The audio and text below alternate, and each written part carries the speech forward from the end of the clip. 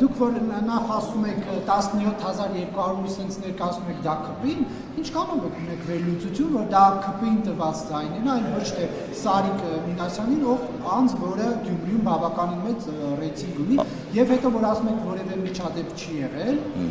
դուք հենց ձեր Սարիկի թաղամասում տեսնում եք ինչ իրավիճակ էր, ինչ ոնց էին թիրախավորում լրագրողներին, ինչ խմբեր էին ձևավորված։ Բոլոր թաղամասերում էլ տեսել եմ ու հետևել եմ գործընթացը ոնց է կատարվել, որևէ միջադեպ չի գրանցվել, հստակ կարող եմ ասել, ոչ թե միայն չի գրանցվել, ես ամբողջ ընթացքում կապի մեջ եմ եղել բոլորի հետ եւ հստակ կարող եմ ասել, որ Փառք Աստծո նախկին փորձը չի եղել եւ որևէ միջադեպ չենք ունեցել, որևէ կալանավորված անձ չենք ունեցել, որևէ մեկի քթից արուն չի եկել, այդ ամեն ինչը շատ խաղաղ հանգիստ անցել է, որը ի սկզբանե հորդորում է բոլոր ուժերին ու տեխնազուներին եկեք Գյումրու ընտրությունները դարձնենք յուրահատուկ ցույց տալու համար Հայաստանին, որ կարելի է այսպես ժողովրդավար ընտրություններ անցկացնելու։ Շնորհակալ եմ, որ բոլորը լսեցին այդ հորդորը եւ որևէ տհաճ միջադեպ Գյումրիում տեղի չունեցավ, որովհետեւ իմ համար խնդիր էր որևիցե մեկի հետ Գյումրեցի կամ Շիրակի մարզի որևիցե բնակչի հանդեպ որևիցե խնդիր առաջանալու պարագայում այդ համարում է անձամբ իմ խնդիրը։ Այնպես որ մենք քվեները 17200 քվ ենք հավաքի ժողովուրդ ջան, էլի եկել ասում եք պարդվել ենք։ Ինչին ենք պարդվել։ Կարող եմ ասել Փարաքյարում պարդվել ենք ժողովուրդ ջան, ու շատ նորմալ գործընթաց է, երբ որ ընտրությունների ժամանակ որևիցե ուժ պարդվում է, որևիցե ուժ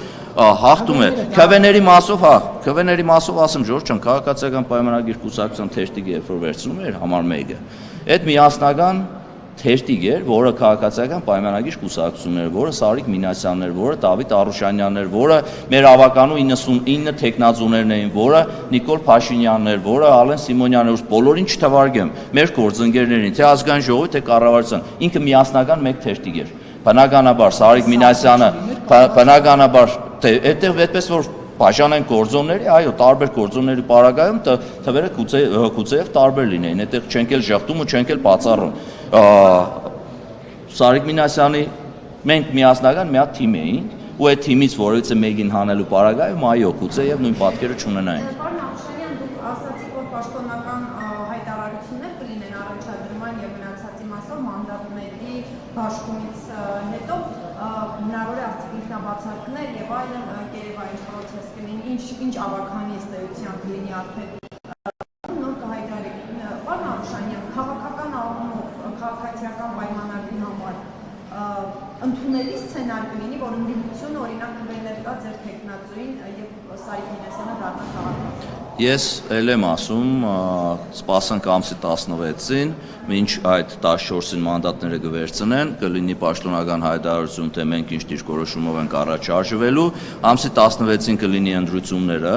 եւ ամսի 16-ին գուցեև դրանից հետո մենք հանդիպենք իրար հետ եւ ես իմ պարզաբանումները կտամ։ Տեքստը հիմի հայտարարության չեմ բացելու, իմ համար որպես մարզպետ առաջնային է, գիտեք առաջ օրվանից ասել եմ, յուրաքանչյուր Շիրակի մարզի բնակչի եւ յուրաքանչյուր Գյումրեցու շահը, ժողովուրդ ջան, կամ վերցրեք կամ ես ժողովուրդ ջան, մեր ամեն ինչի մեջ վատն եք փորձում տեսնել, մեր կառավարությունը